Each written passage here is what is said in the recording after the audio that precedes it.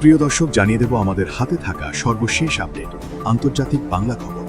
চ্যানেলটি সাবস্ক্রাইব করে আমাদের সাথেই থাকুন। ট্রাম্পের যে কোনো সিদ্ধান্ত বাস্তবায়নে মার্কিন বাহিনী প্রস্তুত।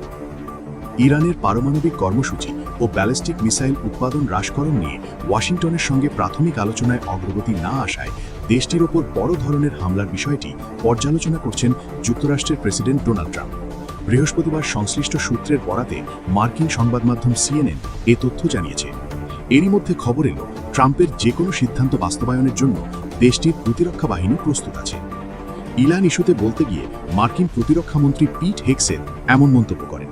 বৃহস্পতিবার যুক্তরাষ্ট্রের মন্ত্রিসভার বৈঠকে পিট হেগসেথ বলেন, ইরানের পরমাণু বোমার অধিকারী হওয়া উচিত নয় এবং ইরান ইস্যুতে প্রেসিডেন্ট ট্রাম্প যে সিদ্ধান্তই নেবেন তা বাস্তবায়নের জন্য যুক্তরাষ্ট্রের প্রতিরক্ষা বাহিনী প্রস্তুত। এদিকে ট্রাম্পের সর্বশেষ হুমকিতে তেহরান ক্ষুব্ধ প্রতিক্রিয়া ব্যক্ত করেছে। তারা যে কোনো মার্কিন সামরিক পদক্ষেপের তাৎক্ষণিক প্রতিক্রিয়া জানানোর প্রতিশ্রুতি দিয়েছে। দেশটির সর্বোচ্চ নেতা আয়াতুল্লাহ আলী খামেনির একজন শীর্ষ উপদেষ্টা হুমকি দিয়েছেন, ইরান আক্রান্ত হলে তারা ইসরায়েলকে লক্ষ্যবস্তু করবে। আল জাজিরা জানিয়েছে, যুক্তরাষ্ট্র দাবি করছে ইরানকে তাদের ব্যালিস্টিক মিসাইলের সংখ্যা নির্দিষ্ট করতে হবে, অর্থাৎ একটি সংখ্যা নির্ধারণ করে দেওয়া হবে, এর বেশি মিসাইল আর উৎপাদন করা যাবে না। অন্যদিকে ইউরেনিয়াম মজুতকরণ শূন্যে নামিয়ে আনতে হবে।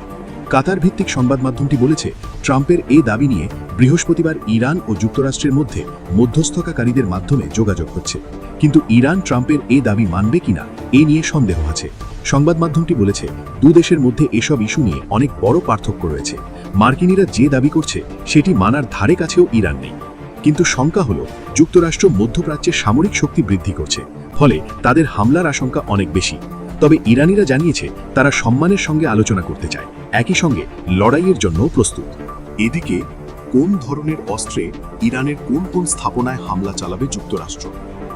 ইরানের বর্তমান অস্থিতিশীল রাজনৈতিক পরিস্থিতির প্রেক্ষাপটে আবারও দেশটিতে সামরিক হামলার হুঁশিয়ারি দিয়েছেন মার্কিন প্রেসিডেন্ট ডোনাল্ড ট্রাম্প। গত বছর ইরানের পারমাণবিক স্থাপনায় বিমান হামলার পর এবার তেহরানের উপর নতুন করে আক্রমণের পরিকল্পনা করছে পেন্টাগন। তবে বিশ্লেষকরা বলছেন, এবারের সম্ভাব্য হামলাটি আগের মতো কেবল নির্দিষ্ট পারমাণবিক কেন্দ্রের মধ্যে সীমাবদ্ধ থাকবে না, বরং বিক্ষুব্ধ ইরানি জনগণের প্রতি সংহতি জানিয়ে এবারের লক্ষ্যবস্তু হতে পারে ইরানের ইসলামী রেভলিউশনারি গার্ড কোর IRGCর প্রধান কার্যালয়, কমান্ড সেন্টার এবং তাদের অর্থনৈতিক খাতের সাথে জড়িত বিভিন্ন বাণিজ্যিক প্রতিষ্ঠান। সামরিক বিশ্লেষকদের মতে, এবারের অভিযানের মূল চ্যালেঞ্জ হল বেসামরিক জানমালের নিরাপত্তা নিশ্চিত করা। IRGCর বেশিরভাগ দপ্তর জনবহুল এলাকায় অবস্থিত হওয়ায় সেখানে হামলা চালাতে গিয়ে সাধারণ মানুষের মৃত্যু হলে হিতে বিপরীত হতে পারে, কারণ এতে সাধারণ ইরানিদের মধ্যে আমেরিকা বিরোধী মনোভাব তীব্র হওয়ার ঝুঁকি থাকে, যা তেহরানের বর্তমান শাসক গোষ্ঠীর জন্য প্রচারণার বড় হাতিয়ার হয়ে উঠতে পারে। সাবেক মার্কিন নৌবাহিনীর ক্যাপ্টেন কার্ল শুস্টার মনে করেন, IRGC নেতাদের মধ্যে এমন ভীতি তৈরি করতে হবে যাতে তারা নিজেদের অস্তিত্ব রক্ষা নিয়ে বেশি চিন্তিত থাকে। অন্যদিকে গ্রিফিথ এশিয়া ইনস্টিটিউটের ফেলো পিটার লেইটন জানিয়েছেন, সরাসরি যুদ্ধের চেয়ে মার্কিন প্রশাসন বড় ধরনের ড্রামাটিক কোনো হামলা বেশি পছন্দ করবে, যা বিশ্বজুড়ে গণমাধ্যমের নজর কাড়বে। এই সম্ভাব্য অভিযানে মার্কিন যুক্তরাষ্ট্র বেশ কিছু অত্যাধুনিক মারণাস্ত্র ব্যবহার করতে পারে। এক্ষেত্রে B-2 স্টেলথ বম্বারের পাশাপাশি দূরপাল্লার টমাহক ক্রুজ মিসাইল ব্যবহারের প্রবল সম্ভাবনা রয়েছে। টমাহক ক্ষেপণাস্ত্রগুলো লোহিত সাগর বা পারস্য উপসাগরে মোতায়েন করা মার্কিন যুদ্ধজাহাজ ও সাবমারিন থেকে নিখুঁতভাবে নিক্ষেপ করা সম্ভব, ফলে মার্কিন বাহিনীর কোনো প্রাণহানির ঝুঁকি থাকবে না। এছাড়াও JASSM বা joint air to surface stand off missile ব্যবহারের কথা ভাবছে পেন্টাগন। এটি F-15 বা F-35 যুদ্ধবিমান থেকে 1000 কিলোমিটার দূর থেকে ছোড়া যায়। তবে বর্তমানে দক্ষিণ চীন সাগরে মার্কিন বিমানবাহী রণতরী USS অ্যাব্রাহাম লিঙ্কনের অবস্থান এবং ক্যারিবীয় অঞ্চলে অতিরিক্ত সেনা মোতায়েনের ফলে মধ্যপ্রাচ্যে তাৎক্ষণিক বড় অভিযানের ক্ষেত্রে কিছুটা সীমাবদ্ধতা তৈরি হতে পারে। এই পরিস্থিতিতে তেলের খনি বা বাণিজ্যিক স্থাপনাগুলোতে স্বল্প সময়ের অতর্কিত হামলা চালানোর পরিকল্পনাও ওয়াশিংটনের টেবিলে রয়েছে বলে ধারণা করা হচ্ছে। এবার জানিয়ে দেব, 14 বছর পর পাকিস্তানে বাংলাদেশ বিমান, ওয়াটার ক্যানন স্যালুটে সংবর্ধনা। দীর্ঘ 14 বছর পর পাকিস্তানের মাটিতে অবতরণ করল বাংলাদেশের বিমান। পাকিস্তানের সংবাদ মাধ্যম দ্য ডনের খবরে জানানো হয়েছে, বৃহস্পতিবার রাতে বাংলাদেশ বিমানের BEG 341 নম্বরের একটি ফ্লাইট ঢাকা থেকে সরাসরি উড়ে করাচির জিন্নাহ আন্তর্জাতিক বিমানবন্দরে পৌঁছায়। এ সময় ঐতিহ্যবাহী ওয়াটার ক্যানন স্যালুটের মাধ্যমে ফ্লাইটটিকে স্বাগত জানানো হয়। এ বিষয়ে পাকিস্তান এয়ারপোর্টস অথরিটি বা PAA এক বিবৃতিতে জানায়, এই ফ্লাইটকে বাংলাদেশ ও পাকিস্তানের দ্বিপক্ষীয় সম্পর্কের ক্ষেত্রে একটি নতুন অধ্যায় হিসেবে দেখা হচ্ছে। ফ্লাইট রাডার 24 এর তথ্য অনুযায়ী BEG 341 ফ্লাইটটি বৃহস্পতিবার ঢাকা সময় রাত 8:15 হজরত শাহজালাল আন্তর্জাতিক বিমানবন্দর থেকে যাত্রা শুরু করে এবং পাকিস্তান সময় রাত 11:03 করাচিতে অবতরণ করে। এর আগে চলতি মাসের শুরুতেই বাংলাদেশ ও পাকিস্তানের মধ্যে সরাসরি বিমান চলাচল শুরুর ঘোষণা দেওয়া হয়। এদিকে বৃহস্পতিবার ঢাকায় পাকিস্তান হাইকমিশন জানায়, পূর্ণ আসন নিয়ে উদ্বোধনী ফ্লাইটটি হজরত শাহজালাল আন্তর্জাতিক বিমানবন্দর থেকে ছেড়ে যায়।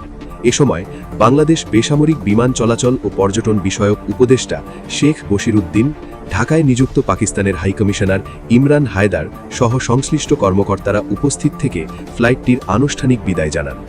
সবশেষ জানিয়ে দেব, যুদ্ধ না চাইলে ইরানকে যে 2 শর্ত অবশ্যই মানতে হবে, হুঁশিয়ারি ট্রাম্পের। ইরানকে সামরিক হামলা এড়াতে অবশ্যই 2টি শর্ত মানতে হবে বলে হুঁশিয়ারি দিয়েছেন মার্কিন প্রেসিডেন্ট ডোনাল্ড ট্রাম্প। তিনি স্পষ্ট করে জানিয়েছেন, প্রথমত ইরানে কোনো পারমাণবিক কর্মসূচি থাকতে পারবে না এবং দ্বিতীয়ত বিক্ষোভকারীদের হত্যা বন্ধ করতে হবে দেশটিকে। মার্কিন প্রেসিডেন্ট স্থানীয় সময় বৃহস্পতিবার 29 জানুয়ারি এক অনুষ্ঠানে দেওয়া বক্তব্যে জানিয়েছেন, প্রথমত ইরানে কোনো পারমাণবিক কর্মসূচি নয়, দ্বিতীয়ত বিক্ষোভকারীদের হত্যা বন্ধ করতে হবে। হাজারে হাজারে মানুষকে হত্যা করছে তারা। ট্রাম্প আরও বলেছেন, এই মুহূর্তে ইরানের দিকে এগোচ্ছে আমাদের অনেক বড় ও অত্যন্ত শক্তিশালী জাহাজ। আমরা যদি সেগুলো ব্যবহার না করেই পরিস্থিতি সামাল দিতে পারি, তাহলে সেটাই হবে সবচেয়ে ভালো। ইরানের পারমাণবিক কর্মসূচি নিয়ে গত কয়েক সপ্তাহ ধরেই নতুন একটি চুক্তিতে পৌঁছতে তেহরানের ওপর চাপ বাড়িয়ে আসছে ওয়াশিংটন। ট্রাম্পের এমন মন্তব্য সেই প্রেক্ষাপটে। এদিকে ইরানের সেনাবাহিনীর মুখপাত্র ব্রিগেডিয়ার জেনারেল মোহাম্মদ আকরামি মিয়া হুঁশিয়ারি দিয়ে বলেছেন, শত্রুপক্ষের যে কোনো শত্রুতামূলক পদক্ষেপ বা ভুল হিসাবের জবাব তাৎক্ষণিক ও বাস্তব সময়েই দেওয়া হবে। তিনি স্পষ্ট করে বলেন, মার্কিন বিমানবাহী রণতরীগুলো ইরানের ক্ষেপণাস্ত্র, বিশেষ করে হাইপারসনিক ক্ষেপণাস্ত্রের সামনে ঝুঁকিপূর্ণ। বৃহস্পতিবার রাতে একটি টেলিভিশন অনুষ্ঠানে বক্তব্য দিতে গিয়ে আকরামি মিয়া বলেন, শত্রুর পক্ষ থেকে কোনো বেপরোয়া বা অবিবেচক পদক্ষেপ নেওয়া হলে ইরান সঙ্গে সঙ্গে প্রতিক্রিয়া জানাবে। তিনি পশ্চিম এশিয়ায় যুক্তরাষ্ট্রের দীর্ঘদিনের নীতির কথা তুলে ধরে বলেন, 1970-এর দশক থেকে এই অঞ্চলে ওয়াশিংটনের 3টি মূল কৌশল ছিল: কমিউনিজম ঠেকানো, পশ্চিমা দেশগুলির জন্য তেলের সরবরাহ নিশ্চিত করা এবং ইসরায়েলি শাসন ব্যবস্থার নিরাপত্তা বজায় রাখা। তিনি আরও জানান, 11 সেপ্টেম্বরের ঘটনার পর যুক্তরাষ্ট্রের আঞ্চলিক নীতিতে আংশিক পরিবর্তন আসে এবং পরবর্তীতে তা 2026 সালের জাতীয় নিরাপত্তা কৌশলে অন্তর্ভুক্ত করা হয়। ওই নথিতে আমেরিকা মহাদেশে যুক্তরাষ্ট্রের উপস্থিতিকে অগ্রাধিকার দেওয়া হলেও ইসরায়েলের নিরাপত্তা নিশ্চিত করার অঙ্গীকার বহাল রাখা হয়েছে বলে উল্লেখ করেন তিনি। ইরানের সেনাবাহিনীর এই মুখপাত্র বলেন, ইসলামী বিপ্লবের পর থেকে যুক্তরাষ্ট্র ইরানের বিরুদ্ধে নিষেধাজ্ঞা, সাংস্কৃতিক আগ্রাসন ও সর্বোচ্চ চাপ প্রয়োগের নীতি অনুসরণ করে আসছে, যা মূলত একটি সমন্বিত হাইব্রিড যুদ্ধের অংশ। তিনি বলেন, শত্রুর সম্ভাব্য বিভিন্ন পরিস্থিতি মোকাবিলায় কার্যকর পরিকল্পনা প্রস্তুত রয়েছে এবং সামান্যতম হামলারও জবাব সঙ্গে সঙ্গে দেওয়া হবে। তিনি সতর্কবার্তা দিয়ে আরও বলেন, এই অঞ্চলে অবস্থিত মার্কিন সামরিক ঘাঁটিগুলো ইরানের ক্ষেপণাস্ত্র ও ড্রোনের আওতার মধ্যেই রয়েছে এবং কোনো সংঘাত শুরু হলে তা বিস্তৃত হতে পারে পুরো পশ্চিম এশিয়া জুড়ে।